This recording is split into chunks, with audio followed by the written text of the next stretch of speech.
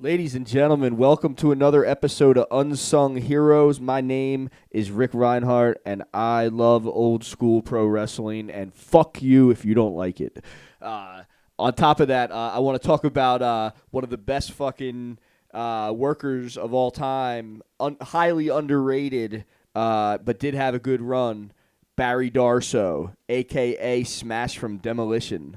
I want to talk about this guy because this is an interesting case of uh, what could happen in the wrestling business, Uh, Going back and watching some of Barry Darso's early footage where he was Crusher Khrushchev with Ivan Koloff and Nikita Koloff in the NWA, it was pretty interesting, man, to see all that kind of stuff. And, I always remember Barry for when he came over to the WWF and was working as Demolition because they were my favorite tag team. And they had a short run, but they had a good run. And they started as heels. They became faces. They started as heels with Mr. Fuji. And, they were so good that the fans had to like them. And that's what happened is they got over in that way. I remember it happening. And then Fuji went with the Powers of Pain, and they dumped him off on the outside or whatever.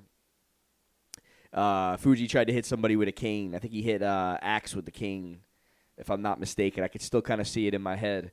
And then, Demolition had their run, and then for whatever reason, I don't know why, it started to slowly fizzle out. And when they brought Crush in, that was the beginning of the end. No disrespect to Bryan Adams, but that was something that just wasn't going over with the fans, and I don't know why.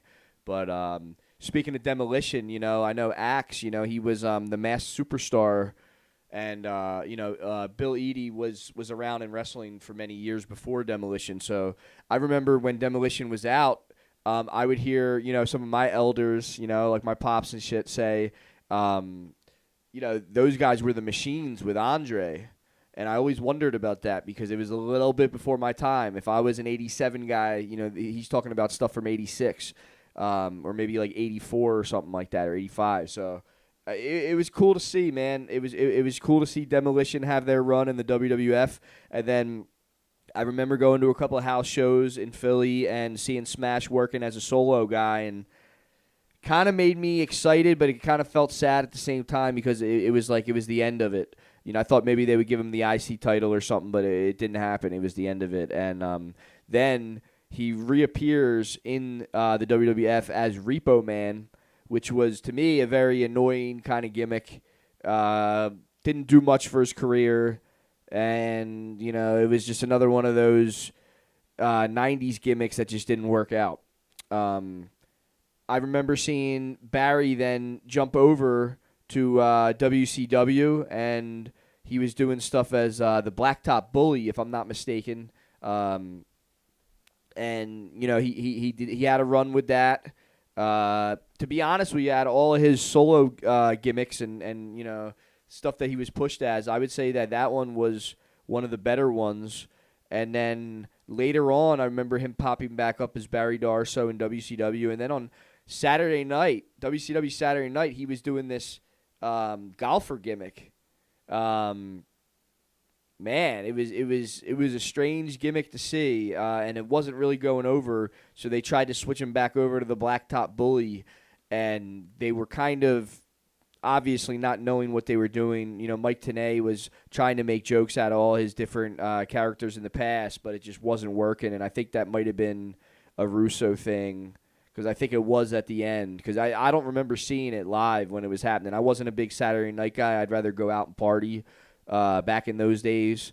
Back in these days, I would still like to go out and party than watch WCW Saturday night. However, thinking back on it, it was kind of interesting some of the booking moves that were being done on WCW Saturday night.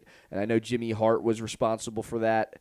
And a couple other bookers. I think I don't quote me on this, but maybe Paul Orndorff. Terry Taylor. I think Terry Taylor was around. So it's just wild, man, to see Barry Darso in a bunch of different attires and looks and shit like that. Because Barry, I gotta say, like, the Smash one was really an original character that I had never seen before, and it's the late '80s, and they were doing this kind of anti-hero thing or something like that, and it worked out well. I used to love the mask they had on, and if I had to sum up Barry Darso's wrestling career, I would say that Barry Darso is a great worker from the state of Minnesota. He rolled with some of them guys like Kurt Hennig and Rick Rude and those guys and Nikita.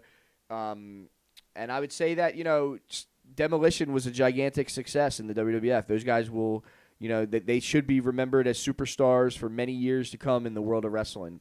And I would have loved to see either Demolition or Smash, as a solo worker, appear in ECW and what they would have done with them down there. I think that would have been really interesting to see.